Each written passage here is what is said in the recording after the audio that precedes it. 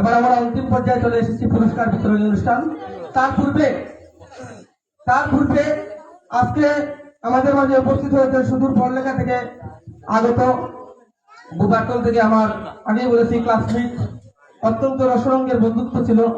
এখন কর্মজীবনে অনেকটাই ব্যস্ত, সস্ত্রীক যিনি সরকারি চাকরিজীবী, সেই মিজানুর রহমান মুন্নাকে আমাদের উদ্দেশ্যে দুটি কথা বলার জন্য অনুরোধ করছি।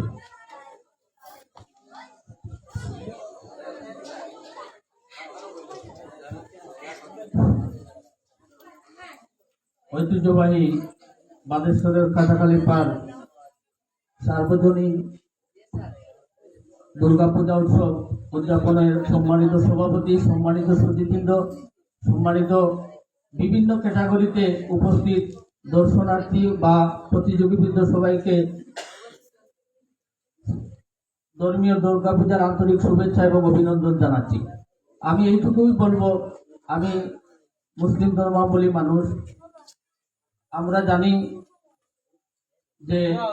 যে কোনো ধর্মীয় শিক্ষা যদি আমরা আমাদের হৃদয়ে ধারণ করতে পারি, সেটা হোক সনাতন ধর্ম, হোক মুসলিম ধর্ম, হোক অন্য ধর্ম, তাহলে একজন মানুষ প্রকৃত মনুষ্যত্ব নিয়ে এই সমাজে বাস করতে পারে এবং সমাজে বাস করার পাশাপাশি সে তার জাগতিক জীবন থেকে ইহলোক বা পরলৌকিক জীবনে সে অবশ্যই শান্তি পাবে। আমরা মনে করি বাংলাদেশ হিন্দু, মুসলিম, বুদ্ধ, খ্রিস্টানের সামগ্রিক দেশের নাগরিক আমরা সবাই। আমরা যেন ভ্রাতৃপূর্ণ সম্পর্ক নিয়ে আমরা আগামী দিনে বা বর্তমান সময়ে এই আমাদের প্রিয় জন্মভূমি বাংলাদেশের একজন দক্ষ সুনাগরিক হিসাবে আমরা গড়ে উঠতে পারি, এই প্রত্যাশা আমরা রাখি।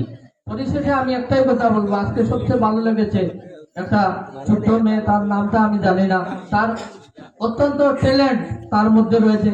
আমি অবশ্যই একজন শিক্ষক হিসাবে এই প্রত্যাশা করি, এই মেয়েটা যেন শুধু কাটাখালী পার নয়, বাংলাদেশের একজন বৃহত্তর সংস্কৃতিমনা হিসাবে গড়ে উঠতে পারে এবং আমাদের বাংলাদেশের মুখ উজ্জ্বল করতে পারে।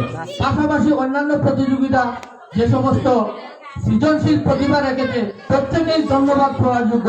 সর্বোপরি এই পূজার কার্যক্রম যেন ভবিষ্যতে আরো বেগবান হয়, সেই আশাবাদ ব্যক্ত করে আমি আমার ব্যক্তিগত পক্ষ থেকে আন্তরিক ধন্যবাদ এবং কৃতজ্ঞতা জানাচ্ছি। ধন্যবাদ সবাইকে।